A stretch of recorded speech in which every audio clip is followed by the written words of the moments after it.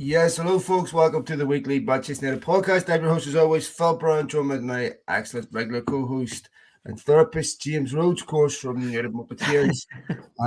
This time last week, we were in giddy mood, and we are back to reality, as we should expect with Manchester United.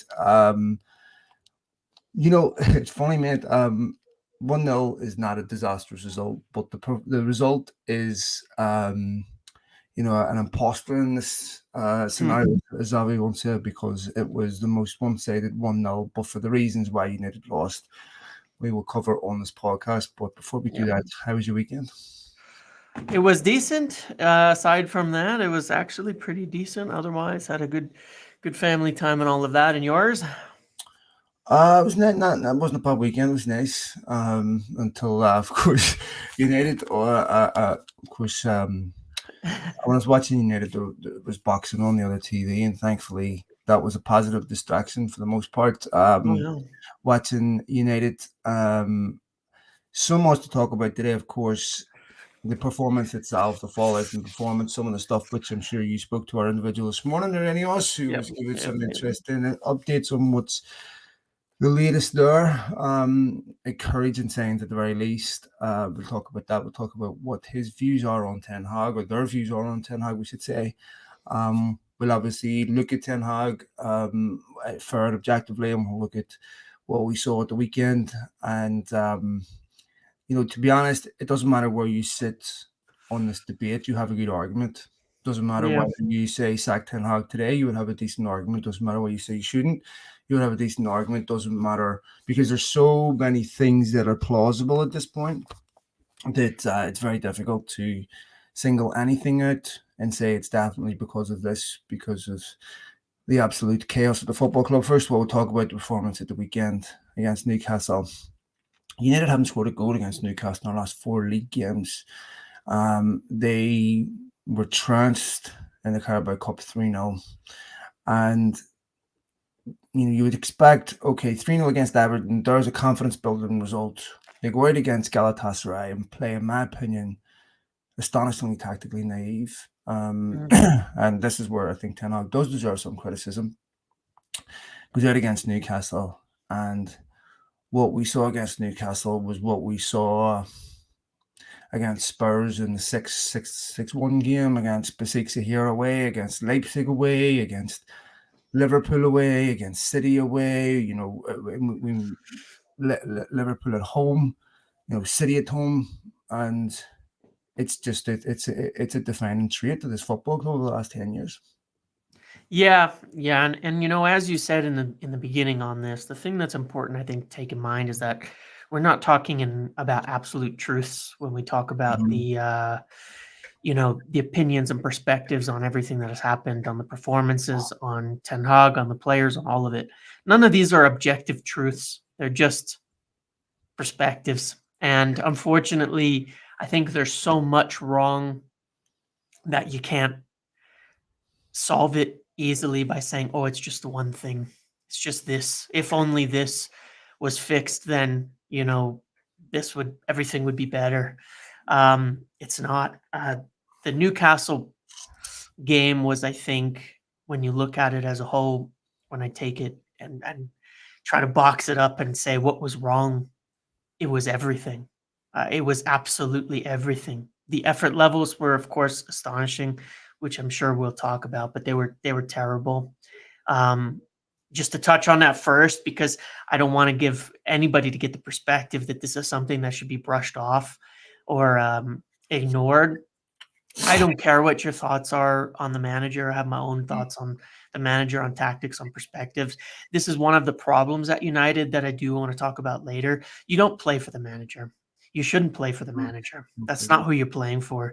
You have your teammates that you should play for at the very least. You can play for your teammates. You can play for the fans. You can play for the club. You can play for the badge. You can play for your own pride and self-respect. These are all things that I think matter. And I think things that are the markers of professionals in any field, in anywhere, is that you don't not play simply because you disagree with or have an issue with or anything like that. That being said, I think it was probably the worst tactical game I've ever seen from Erik Ten Hag at United in terms of the setup, the pass map that it showed. Forget the box midfield and the things like that. You're just talking about a box, um, where you had essentially 4 players deep and 6 players all the way up the pitch, with everything. Every time they pass it back to the goalkeeper, he'd send it long, and you'd end up running the other way off of that. You played a left-footed left back at center back in order to play a right-footed left back at left back. And then you didn't play out the back anyway, and instead just went long. There was nothing that made sense in this game from a tactical perspective, from an effort perspective, from a personnel perspective. None of it was working, and none of it was successful. I think every player on the pitch was frustrated, and at times visibly so. The changes in terms of the substitutions made no difference to the team. Nothing worked. I don't know what else to say about it. It was atrocious. It was a complete and utter outclassing from top to bottom that I think is representative of, a club that, whatever is behind it, Newcastle has itself sorted out in terms of what it's doing, where it's going, and where it wants to be as a club, and that filters all the way down to every single player on the pitch, compared to United, which is wholly representative of the absolute confusion, lack of leadership that pervades everywhere and everything. And so that's how I see it in a nutshell, the game that we watched.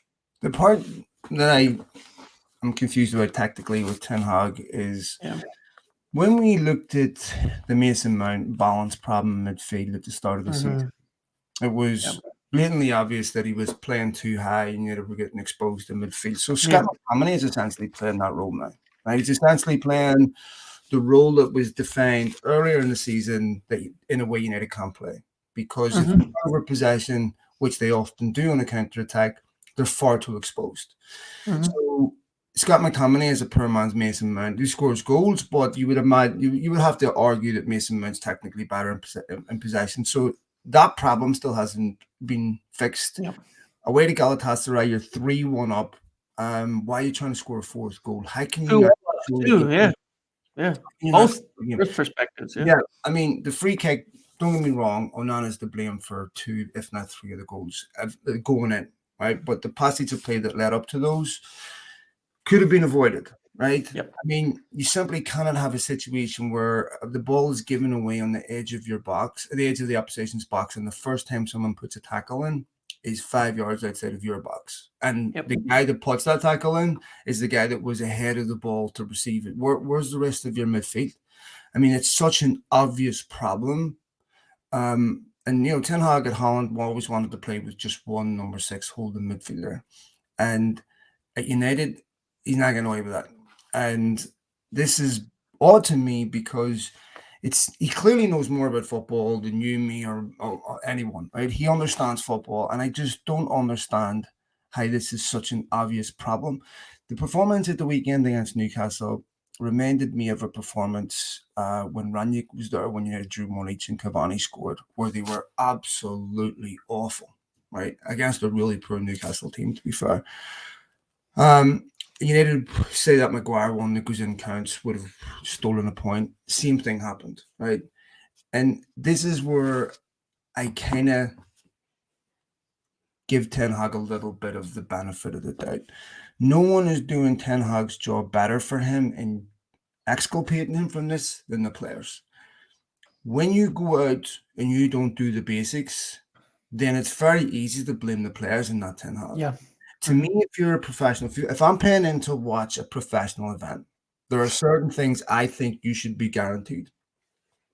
You should be guaranteed that the performer shows up professional with an intent to win, that brings the intangibles, that has been prepared properly, that is mentally prepared, that is going to give it 100%, that is trying to win, that is trying to give the illusion that there's actually a competition taking place here, that before an athlete goes into an arena and accepts defeat, there are a number of layers that will prevent that from happening. If you don't like the manager, so what? How many Ballon d'Or winners have played for multiple managers and are still winning Ballon d'Ors? players that are exceptional for their country, also for their club. They don't care who they play for because they set their own standards. And there's certain things as a professional, it's your job to bring. Before you talk about a manager, your job is to show up to work every day 100% mentally, physically. Even, okay, we understand human beings have ebb and flow, so you're not always perfect, but the intangibles. And when I look back, James, at every single United manager that has been sacked since Ferguson, I looked at their last 5 games and I was reading the match reports from the last 5 games before each manager was sacked, identical. Mm-hmm. Brendan Rodgers, when United played Leicester at the FA Cup 4-2, said he was surprised at how easy it was to play through United's lines, play through the midfield. The next game, they lost 5-0 at home to Liverpool then against City. Same thing. United players meet with the press before Van Gaal gets sacked. Don't like his training methods. He's boring. He's too tense. He's not nice. He's not likable. He's all this. He's that. Then they go to Mourinho, right? Same thing. Mourinho's digging out the players, talking about their lack of physicality, talking about the fact that they refused to play through the paint barrier. He made sure Rashford was playing really, really deep. If you remember, he was basically a left midfielder rather than a left winger because he didn't trust him to get back, right? And Rashford hated it, right? Then he was too mean, so they kicked him out. Solskjaer at the end of that was too nice. And Ranić, was same thing. Ranić, we're the only team in the league that concedes these goals. There's no physicality. There's no one. I mean, this is, if I'm a professional, these are the things that would embarrass me. Your integrity is being questioned. To me, that's really simple. Every one of those football players at Manchester United need to ask themselves a question. Do I want to play at Manchester United? Because what I would have said to them players after the weekend, I would have said, one of two things happens. You bring your agent in Monday morning and you leave. Because if you don't want to play here, because what isn't an option is going out and doing that. Or if you do it again, I'll call your agent in and you leave. Because United don't give a manager that leverage. But any football club that's serious about winning, that has standards that are uncompromisable because they are the only goal that's acceptable to them is winning, would do that. If you did that at Real Madrid twice, you'd be out. You did that at City twice, you'd be out. But United, it's repeat, because the culture inside the football club, even since Ferguson and Gill was there, is about self-interest, self-preservation over the interests of the football club, and that infests the whole place from the top to the bottom. And I don't know if Ten Hag's the right guy. I don't know. There's certain legitimate criticisms, but every single thing that I'm seeing at United, I have seen over and over and over again. And those players, before you can point the finger at a manager, before you can point the finger at anyone else, point it at yourself first. Yeah, I mean that part is to me 100% of it is that, like you said in the beginning of that, the players in a lot of ways let Erik Ten Hag off the book. Mm-hmm.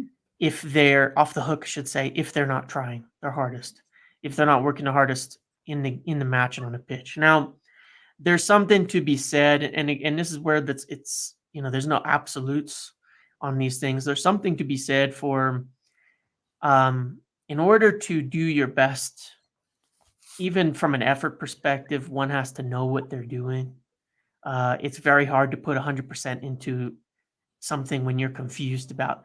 People can be very tentative when you start out, driving or learning to drive or do something like that. Professional footballers on 3. Oh, no. I agree with you. I agree with you. That, but when Kobe was growing up and embarrassing guys, I'm sorry, I'm excuses for them. Of course, they can put the effort in. That part always has to be there. They may not be good. They may not always be good. I can totally accept that. Yeah, that part is like, is where you have to look at each of their jobs. The player's job when they step onto the pitch, I think, to me, at the bare minimum is put yourself about. Just do that 100%. Run around, do something. I've always been a fan of players who do that at United, who run and put themselves. Yeah, and put a perspective for his effort. Yeah. It's why again, understanding his qualities, I was very disappointed to see Fred leave the club. I've said that before, because I knew if he was playing, he'd always give 100%. No matter what happens, he's going to play. He's going to give it.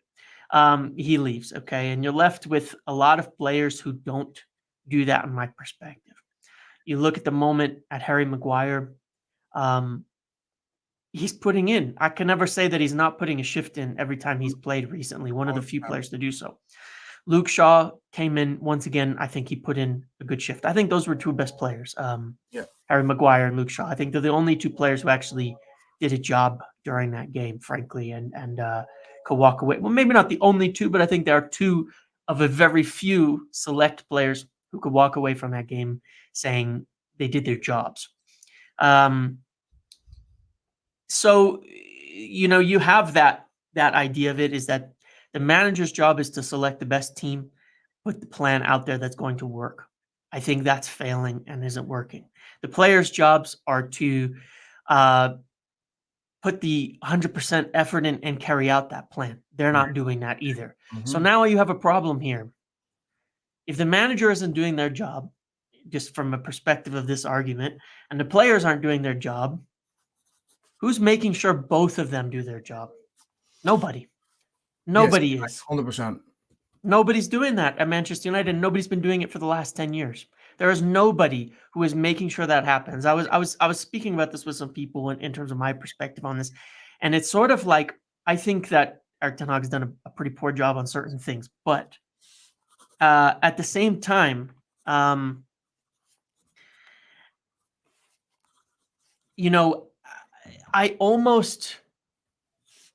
guess here's the point that I would put to it. In modern football, in some ways, the manager, like the players, should be to a bit of a degree disposable. The players should do what they're going to do regardless of the manager. You change the manager, it doesn't change the long-term plans of the club. There is no long-term plan at Manchester United. There never has been. There hasn't been for a long, long time. Sir Alex Ferguson had a long-term plan. He had a plan. And when he left, and that plan left, it was never replaced. There's never been a new plan put in place. There's never been a top-down direction put in place. If you had a real, and I don't mean this unfortunately to be insulting, but if you had a real director of football at Manchester United, they would be involved in all of this. Of course, 100%. They would be saying, this is the plan. I don't care if you don't like Ten Hag. I don't care who the manager is. I don't care if we have a new manager next month. Agree. You do the same thing every single day. Agree. And that is the problem at Manchester United. And so maybe it's right to change Erik Ten Hag, but it's kind of funny. Ineos come in, and if they decide, I want to change managers at the end of the year. We want to change managers. We think there's another person that we should put in place here. Let's say they decide that. In a funny way, I'd rather they keep, even if this isn't made public, even if they haven't shared this with anybody, I'd rather they keep Erik Ten Hag to the end of the season if they don't have someone they're replacing him with right now. At minimum, keep him to the end of the season, because I would like them to ingrain a culture in there. Let's say they bring someone like Paul Mitchell in there. I want them to start ingraining a culture in there now that you play towards something no matter who the manager is, no matter what the manager says. You are working towards something for the purpose of this club. And if you're not going to do that, then you cannot be a part of Manchester United moving forward. And there's a culture there that I think you could almost see as being a necessary pain to go through. I mean, you could put whoever you want at manager. We should expect the same thing out of the players, not necessarily in terms of the overall performance, but in terms of the effort, what they're going for, what they're trying to do. And so it's kind of, in some ways, irrelevant how much at fault Ten Hag is there until this is resolved. We have to face a couple of facts. You run a business. I run a business. And I've said this before. Employees inside businesses work towards the goals they're incentivized to achieve. And those goals are defined by the priorities of the owner, right? This is what I want from my company. This is how I define success. There's not a single Manchester United manager in the last 10 years who would have got sacked by finishing in the top four. If every single one of them was sacked for not finishing in the top four, right? Or when it looked like they weren't going to finish top four, that's when their job went. That's when Moyes went. Okay, all of that. This is what the club's goal is. There's no one's job inside that football club depends on them winning trophies. That tells you everything about what they are. Now, here's the thing.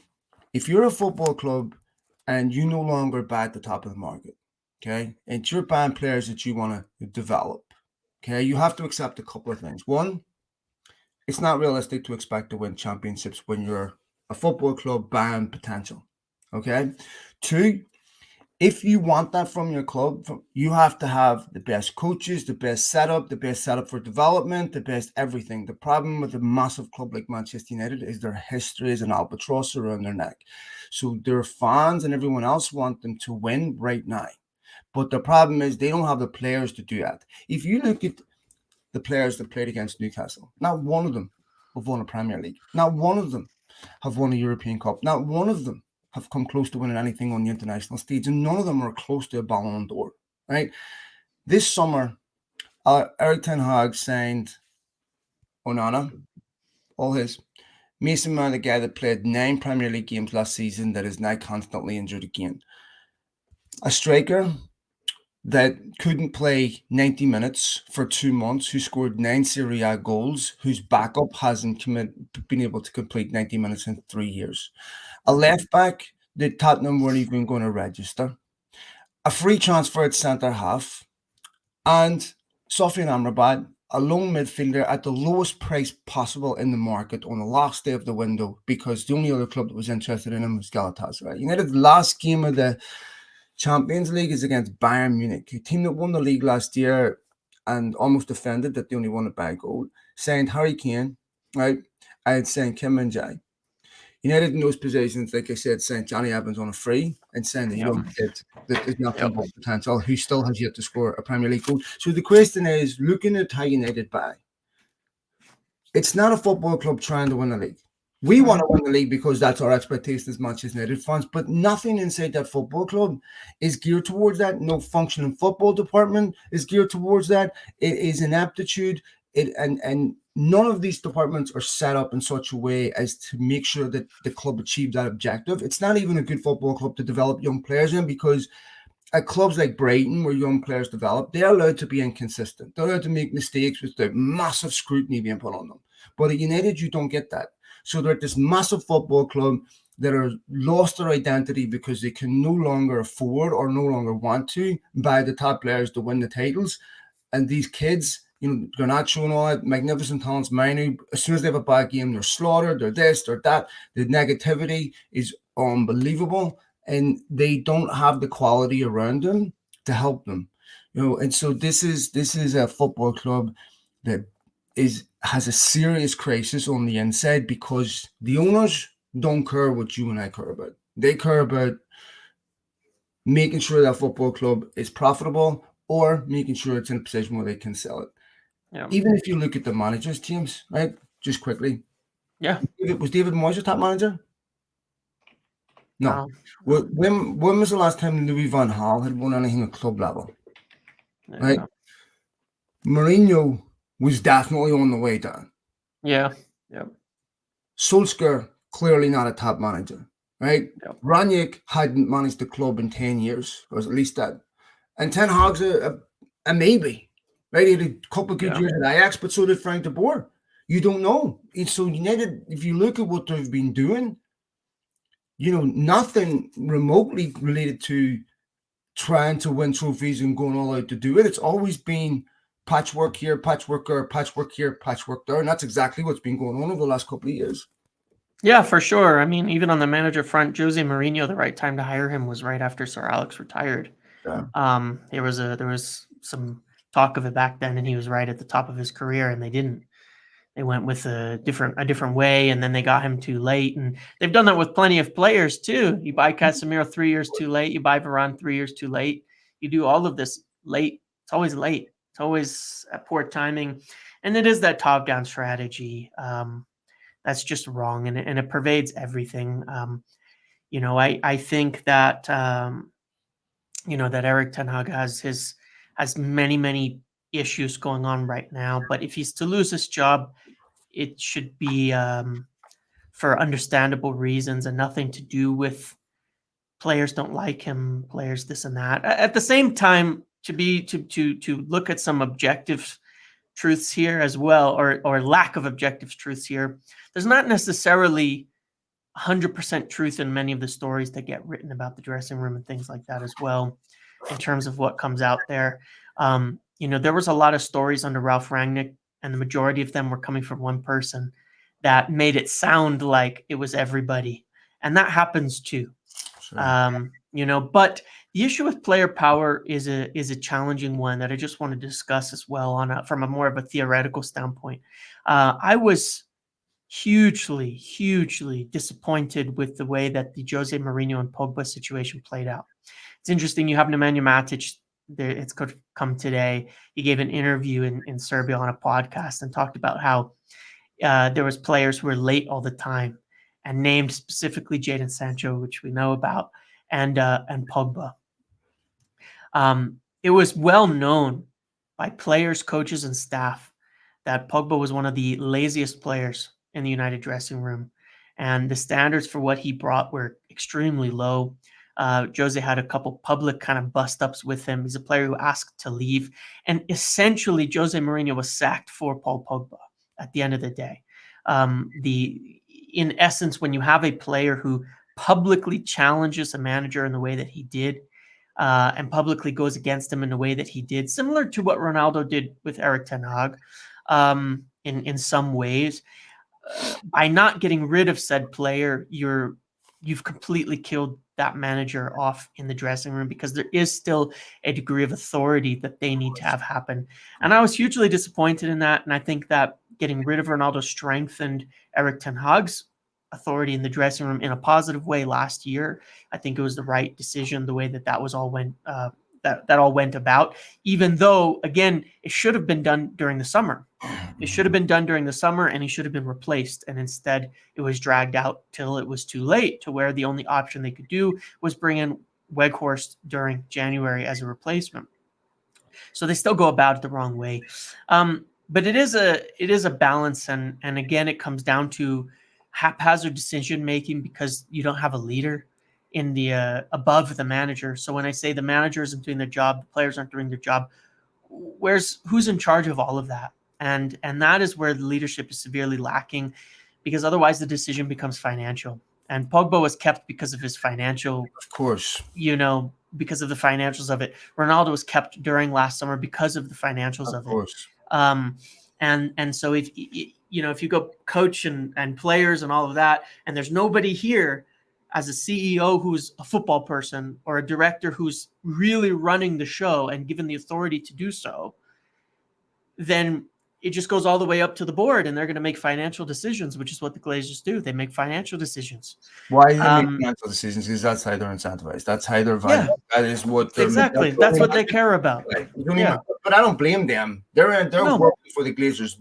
See, they're executing tactics, game plan of their owners, because of consequences for not doing so. If you were in Manchester United's commercial department, and you were showing up half the days a year, couldn't be arsed, not doing what you're told, how long would you last for? You'd be gone immediately.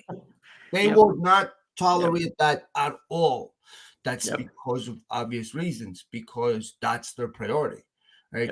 It's a whole, the cost analysis decision on whether to get rid of players is based on what's your commercial value, right? I mean, they gave Rooney a new contract 2012, and it was because of his commercial value, right? He was the only player at that time that all the sponsors asked for. He was the only star, right? So when he went, it was 2010. It was when he said, "United have no ambition." Questioned their ambition, and they caved and gave him the contract, and it was for this reason. It was commercial reason, right? So Rooney's commercial value was much more than his football value at that point. So this is the problem. This is what. Everything's derivative of that. So there's no control parameters at the club that says this is unbending discipline, because everything is taken on how much is this going to cost? Is this going to cost too much? We'll undermine our manager before we'll pay $5 million, and this is all. But see, this doesn't happen at top clubs. It's the top clubs that they said everything is about winning that league at the end of the year. And if we don't do that, right, we're going to make sure that you don't have any excuses. So in an environment like that, it weeds out bluffers really quickly, right? So if you can't survive in an environment like that, you don't last in an environment like that. But it also attracts people that want to be in that environment. I question these players when I hear things like Ronaldo doing interviews and questioning their standards. When I see Paul Scholes and other players, Roy Keane, Gary Neville, just ripping them on TV about their attitude, about, their performance, and, Sky showing certain players, refusing to run. The stats at this weekend show that United covered the least amount of ground in the Newcastle game in comparison to any other game this season. Where's their shame internally? Like, at what point do they turn around and go, this is embarrassing. I don't want to get, ruined on TV by fellow pros and having my integrity questioned. Because if I don't think that I'm part of that criticism, I want to leave. All right, I think it's aimed at me. I'm not taking the blame for these people. Because the one thing I'll say about Ronaldo is I'm out, and that's what top players do. They don't stay because they can't tolerate that environment. They can't concede, they can't lose, they can't surrender. It's offensive to them. And players that are bluffers, that sometimes good, sometimes bad, sometimes they feel up for it if the vibe's right. Those players, they're a dime a dozen. Every football club has 5 or 6 of them. But the winners, the real winners, they are at the top clubs that consistently win. And none of those players at Manchester United have any right to get a manager sacked when they don't win anything ever. How many of them would leave right now to a better club in a better situation? Yeah. Vast majority of them. Why do you think they don't leave? Yeah. Because there's no one else wants them. Yeah. Oh, Jadon Sancho, there should be clubs falling over themselves for Jadon Sancho. United should have a bidding war in January. Why won't they? Because so few people want them.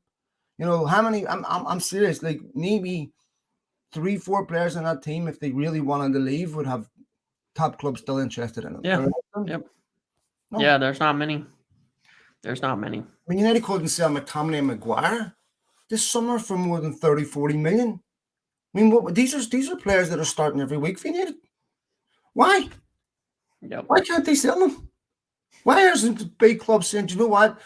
The manager's to blame. These players are not to blame. We want, because all these other clubs, they have top agents, they share players, they share international changing rooms. Half the players who started against Newcastle can't even get the international team.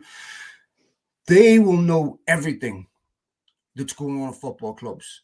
They will know why players are doing this. These are players, somehow their international managers don't think it's the manager's fault. Why are they not having clubs knocking their door down for them?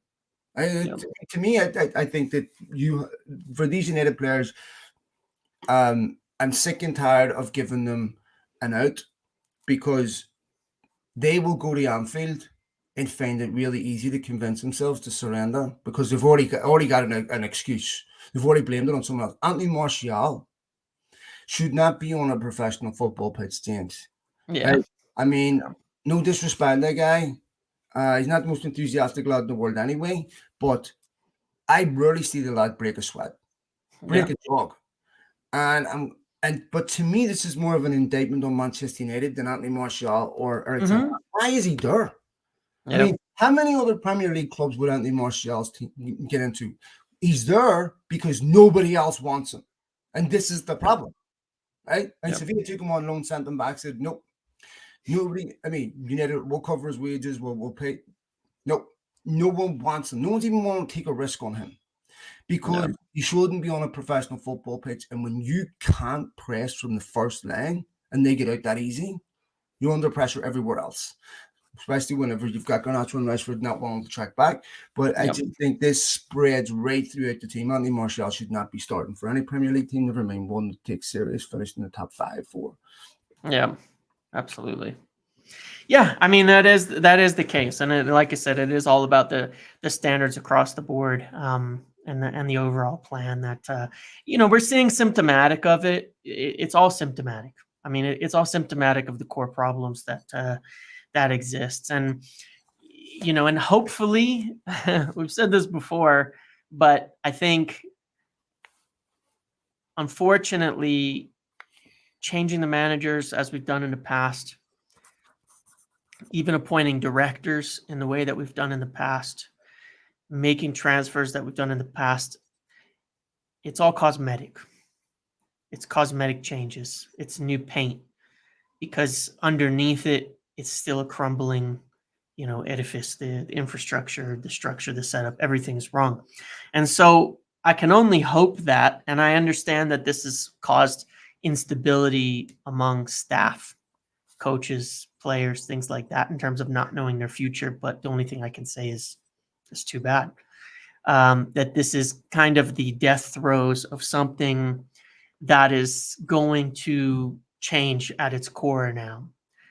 Because obviously the major thing coming here, and that we do have news on, because obviously we could go on probably forever on the players, on the issues, on the lack of success. One other question on Ten Hag. Yeah. So let's say you sack Ten Hag today. Mm-hmm. If you replace him with him, why would he succeed where Ten Hag failed? It won't. So that's my point. Yeah. It's like, you're still asking a guy to get in a Mini Cooper and compete with Ferraris and say, okay, we're going to change your driver, get you in, we change new tires, we spray painted the car, go. Go compete. To me, it's like this is silly at this point. Yeah, I personally can very much understand if in the long term you want a different manager. Fine. I don't think sacking Erik Ten Hag today does anything for the team.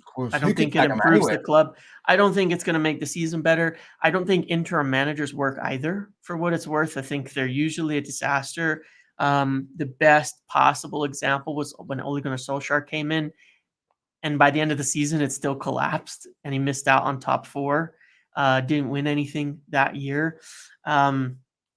I don't think there's any point in that. I think you bring in an interim, you end up finishing where you had. I think even when the season that Ole Gunnar Solskjaer got sacked, you ended the season under Ralph Rangnick probably right where you would have ended if you'd kept him the whole year and seen how it played out if you kept Ole the whole season. I don't think there's a point in that. I don't think it improves things. I think that correctly you start top down and you work your way through there, and then you make the decisions based on that. It's the same as making one transfer in January is not fixing this club. It's not going to fix the performances. It's not. It is cosmetic, but there is a significant, obviously, change that needs to come, and that is obviously who's running the football side of this, all of this, because as we said, and as we were just talking about, the remit of the football club is commercial success and financial success. It is not football success. And until that purpose changes and success is defined by trophies, by winning, then everything else below it doesn't matter. In order to do anything, you have to start with the initial plan in mind, the initial goal in mind. You start a business and the goal is to make money. Well, you're going to make decisions everywhere down the way to make money. If you start a business and your goal is to change the landscape of some culture or some aspect of business or something that's going on out in the world, then every decision you make is going to lead towards that.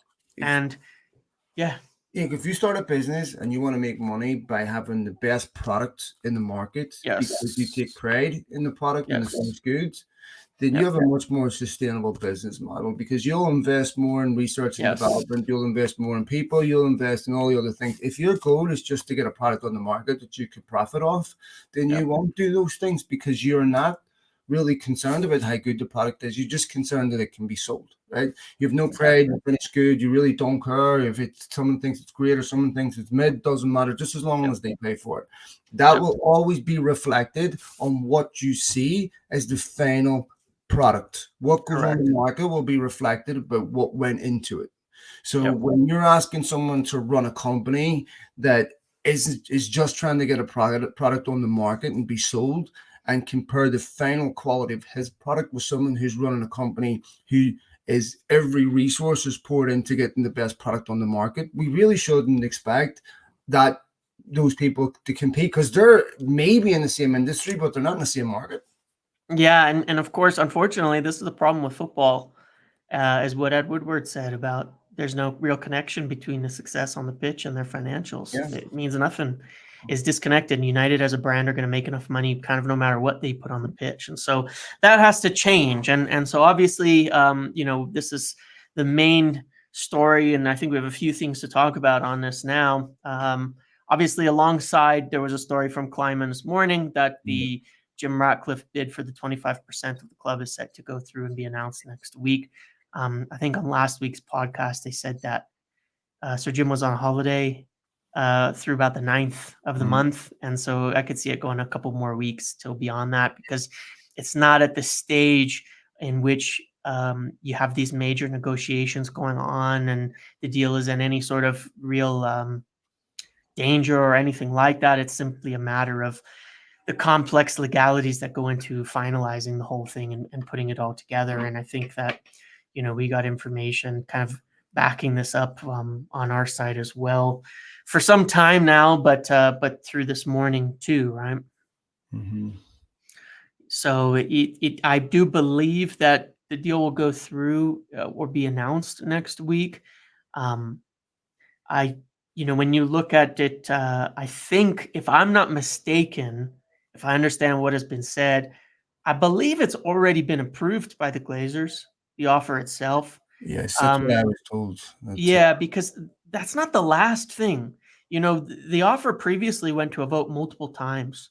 And that's way before all the legalities and things are being done. So if it's set to being announced next week, or it's about to be announced, and they're working on the final details, as far as I understand it, if I'm not wrong, that would come after the approval from the board on the deal itself, because you're not going to go through drafting the contracts and all the tiny minutia that are going into this, making the tender offer to the Class A shareholders, which is something that has to be done publicly. You're not doing any of that, which would come at the time of the announcement, unless you already have the approval of the Glazers. And so, as far as I've heard it, you've heard it, as we understand it, I believe that the Glazers have already approved this offer from their perspective, and it's a matter of all of the details that go into that and getting it finalized and actually done now. Also told they were really angry with what happened at the weekend. Obviously, they want to get an influence that culture as quick as possible. Of course, Ten Hag's under scrutiny, as he should be, and even if he's winning every game, there should always be a contingency plan of what if something happens, what do we do next? It shouldn't catch you by surprise. We know that manager's shelf life is usually about 3-4 years. They rotate, regardless of what happens. So it's entirely appropriate that any of us ask those questions about Ten Hag, and certainly. No matter what the situation inside the football club, you just can't keep losing games of football to teams without any, consolation or any reason to be optimistic. You have to see progress at some point. And I was told that there was a 1.7 billion fund set aside for investment over the next couple of years inside the club, and that. The pathway to ownership was something that they were telling me was something that would be announced with that. So, I don't have definitive language on that, but what they said to me was that that was something that they expected would be announced with the deal, and that they were confident that would be done. So, obviously, when you're dealing with something on this size, you're dealing with lawyers, a lot of back and forth. Their job is to get as much billable hours as possible, so they're in no rush to get anything completed. But you mean lawyers don't work quickly on purpose? But so it's the way it is, I suppose. But you're quite right. I mean, look, if there was anything where this wasn't going to be happening, or was any unforeseen or any impediments, we'd know about it by now, and certainly don't go to this degree whenever there's no broad agreement on everything. But it seems like we talk about it forever, and I'm sure, like everyone else, they're fed up hearing about it. But just lastly, I want to touch on this thing, James, that Kavi Sokoho put out. Said that Ten Hag had lost 50% of the dressing room. Government GPS could lose 50% of that dressing room. This is irrelevant to me. It never had 50% of it, because these players, doesn't take much to lose them, because there really isn't much in the way of worth keeping anyway. I hope he never finds them. But it's irrelevant to me. And this is just to me illustrates one point though. It's genuinely staggering to me that players are so far removed from the sentiment of fans that they think this would be a good idea to leak this information through one or two representatives and think that this is going to fall upon sympathetic ears or people with the memory of a goldfish. I put a tweet out earlier that listed every single situation players revolted against Van Gaal, players revolted against Mourinho, players revolted against Solskjaer, players turn on Ranić. I mean, it's the same shit. At some point, you have to realize that your credibility is in question. 8 of the players who played against Newcastle played for Ranić. Yeah, I agree, and I think that as we were saying, the only way you can endear yourself as a player is to put 100% in. If you're not doing that, if you give up, you're going to get the blame, and rightly so. If you're putting it in, I will say this, like, and it's, against Galatasaray, I don't think I had many complaints about the effort levels of the players. They still drew. And so most of the criticism was leveled, I think, at Erik Ten Hag and Andre Onana, of course, for the individual mistakes on that. I think the vast majority of the criticism was leveled at them because you don't have other players who are necessarily putting themselves in the spotlight. And it is very foolish to put yourself in the spotlight with stories, with leaks, and without putting the effort in on the pitch. Because I don't think it's endearing to other teams. If you're going to leave or if anything's going to happen, I don't think it's going to rush to get the manager out in the perspective. At the same time, I also want to say that, some of it is journalism, a good chunk of it too, in terms of the way that these things are timed. You take this stuff about the players running and the training and things like that. I've been talking about that from the sources that I have that are also not players for about 3 months now. This isn't new. And I think some of it is timed in how it's released in order to put the maximum amount of drama into the situation, the maximum amount of talks and clicks and time spent discussing all of these types of things too, because it's, that's just how business is done. That is that is a separate thing. It's something that there's been concerns about for some time, but it's not like today, Harry Maguire's walking in and saying, Eric, we run too much in training. That's not what happened. That's not how this is going. Remember the first thing Solskjaer said when he took over about, he goes, he criticized United players fit. Robust. Yeah, he said they wanted to be the most They're robust the fittest team in the league. Yeah. And he said they weren't fit. Now, bear in mind, Mourinho got sacked in December, right? And he said that, these players unbelievably are not fit. Ranić, don't see it. Criticized their fitness, criticized their physicality, criticized their intensity, and the fact that they were always injured. And you can go back and back and back. Mourinho, I remember his first season was picking and choosing the last few games of the season about what squad he would play because he said that the players weren't fit enough to play.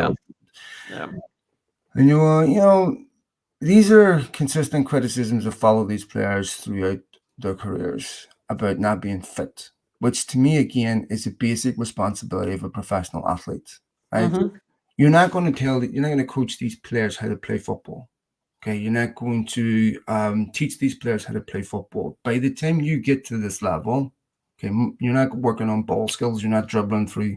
You're perfecting certain routines. You're perfecting certain skills. And most of the stuff that people work on, they work on individually. Free kicks, they do stuff, but they're not doing what you're doing with 10-year-olds, teaching them how to control a ball, teach them all that stuff's done, right? At this point, it's about perfection. It's about perfecting certain routines. It's about perfecting certain things.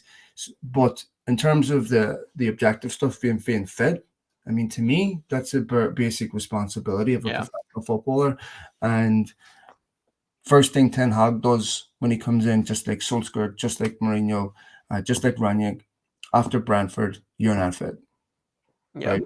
This is unacceptable. I'm sorry. Mhm. These players are. I mean, anyway. I'm just saying, mate. For me, but again, this is reflective of the culture at United, where they Yeah.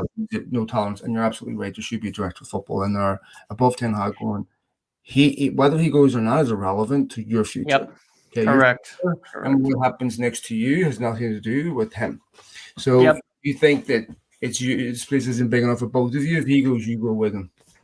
Yeah, and that leads to there was one story from last week that I do want to address because I think it has some credibility, and it came from Semi Mockbell, Daily Mail journalist in London, who I think is quite credible in his reports. I think he's a good journalist. He's not doesn't tend to do a lot of clickbait things like that. He's very well sourced in these areas, and he was talking about the recruitment strategy under Ineos, because one of the you know at the end of the day, in some respect, I think that football is about 80% getting your recruitment right. The best players win. 100%. That's it. I mean, that's just a fact of sports, right? The best players win. You get the best players, you win. And obviously you want to there's factors into that. How do they fit together and all of that? That's the smartness of recruitment. But I think 80% of football is recruitment. Pep Guardiola doesn't win the treble without the best team in England and the best team in Europe. It doesn't happen. I don't care how good a coach he is. It doesn't happen. You got to have the best team. Well, you And think you got about to figure out how to put best them players together. in Pep's team. How many of them are the best players? I mean, Rodri. I mean, was he? How many players? How many clubs were after Rodri before he came to City? Wasn't one of the best players in the world. Bernardo Silva, he cost 37 million from Monaco. Yeah. Nathan Ake, Akanji. These are players that are scouted forensically, Correct. properly, where they know this is exactly what we want. Kovacic, even De Bruyne. These are players. We had Mahrez. These are not Ballon d'Or level footballers, but Guardiola knows exactly what he wants, how he wants it, and it's a result of a coherent football strategy plan that knows how to identify a player. Correct. And that is, I mean, that is the fact of it. I think the biggest error that United have made, and that has cost most of the managers, has simply come down to poor recruitment at the end of the day, not being able to put a cohesive team together that is able to carry out whatever the plan may be. And there was a lot of reports that was one of the major factors Ineos were looking at. Of course, there's been a lot of talk of this. We know this to be true because one of the key things that they want to change is obviously why they want to have sporting control. Well, what does that actually mean? I mean, at the end of the day, sporting control is really about recruitment more than anything. It's because what you're talking about with control is how do you bring in the right people? And yeah, some of that is administrative, bringing in the right people above the manager and all that. But why? So you can recruit the right players, so you can get the right people in place and all of that more than anything else. And anyway, what this report said was that potentially two things that it said is that they might bring in potentially 2 recruitment people. And I think there's a good chance of something like that. A lot of clubs have, multiple people from a recruitment perspective. And so you look at names like Paul Mitchell, which still continues to be one of the main names. There's been a lot of talk of Dougie Friedman. You could see both coming in there and having a part in this. And the other thing that it said was to buy the best players in England. And it said British, but when you read into the article itself, it talks about buying players who are experienced in the Premier League. And there is a logic to that when you're trying to stabilize and bring together a good team, especially when you're playing in England, to bring in the best players in England. Consistently, United have failed in bringing players in from other leagues that have not transitioned well to the Premier League and have struggled with it. It is, there is something to be said for Premier League experience. Liverpool did an amazing job bringing in players who had experience in England to form a lot of the core of their team. You think about Van Dijk, you think about Mane, you think about Robertson, you think about these players that they've brought in. These are players who are in England, who made up the core of that team. City have obviously they brought players in from all over the place, which is fantastic. But they've brought in a lot of good players to bring up the core of the team who had that experience as well. United have spent a lot of money on players from other leagues that have failed. Jadon Sancho, Pogba. I looked at their top 10 transfers. 7 of them were from outside the Premier League. And I think the only one you'd consider a success is Bruno Fernandes. And it's not to say that you should only buy British or you should only buy English players or anything like that, because then you're losing yourself a large majority of. Because I mean, if you look at two of United's most criticised players, it's Maguire and Rashford. Sure. I think I get what you're saying, right?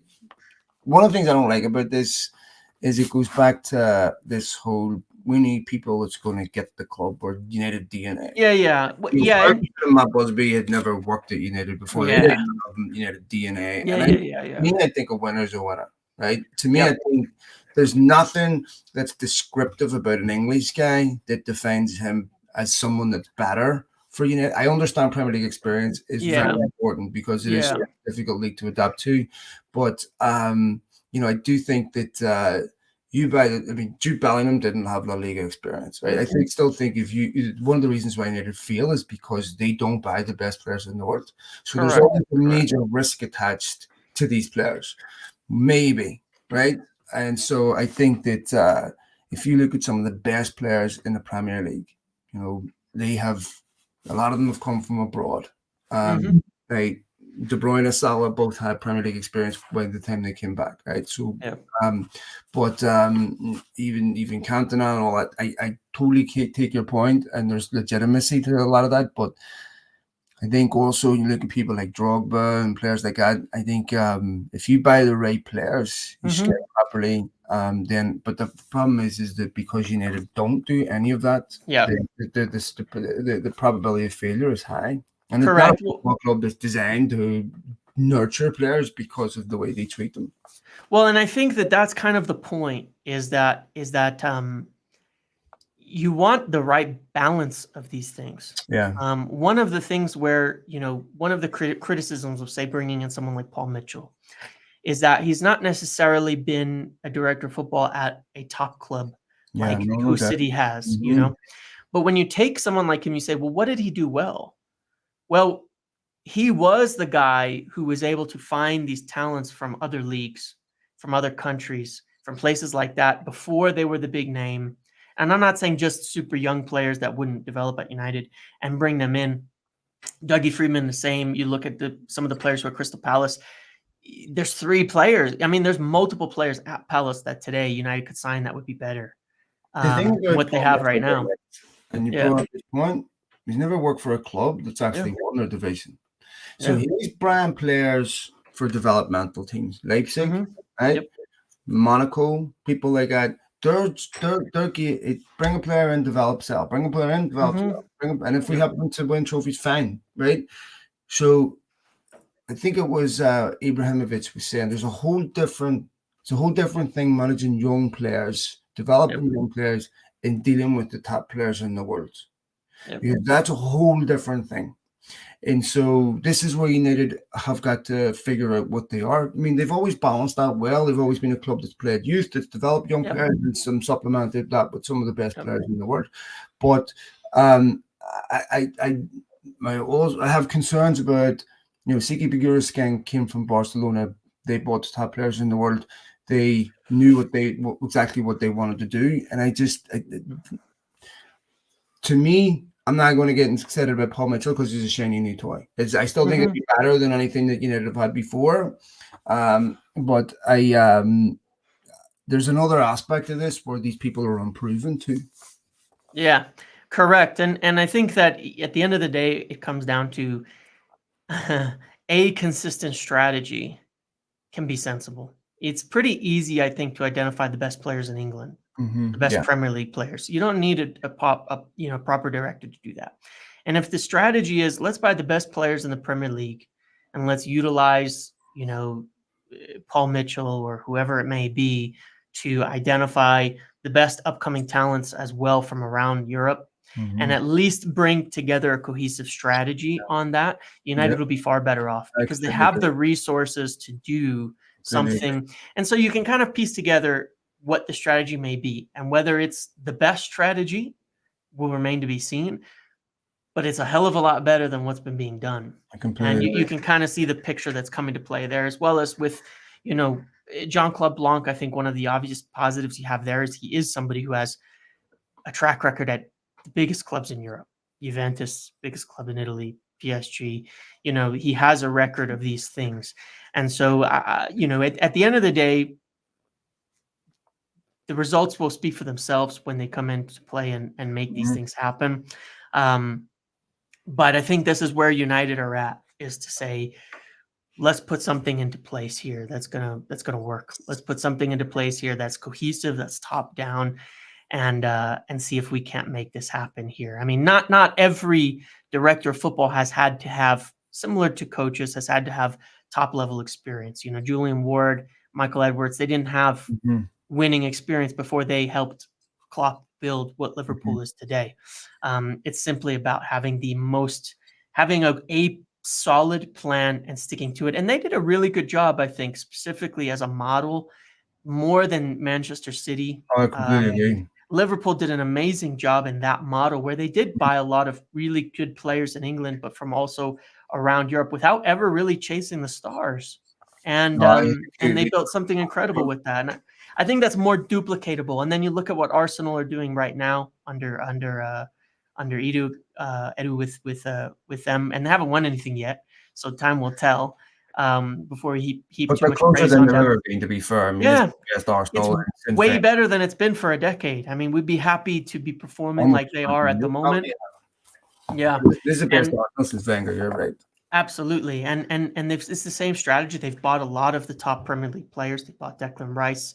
They brought in Gabriel Jesus. They brought in Zinchenko. They brought in, a lot of these players, and then they picked the right young players from out and around Europe, and they suffered for a couple of years in doing this, in getting rid of these senior players, these older players on big contracts and all of that.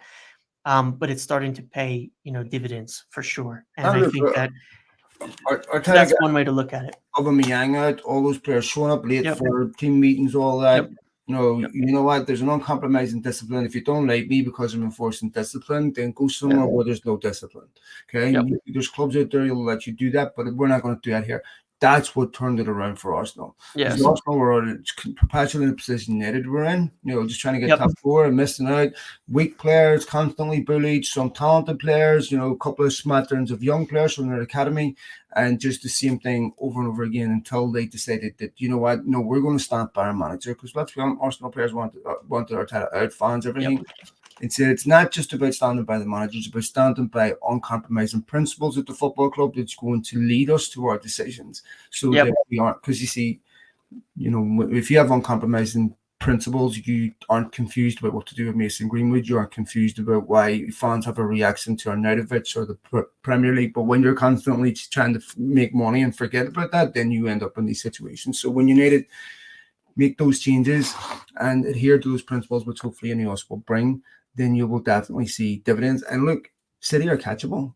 I mean, to me, if you have, Guardiola said after United, if you have a proper football club, the proper departments that make smart decisions, of course they could catch City. There's nothing City done on the pitch that's beyond the financial reach of United. Yeah, Liverpool and Arsenal have done it. Yeah, at this point in time, they have done it.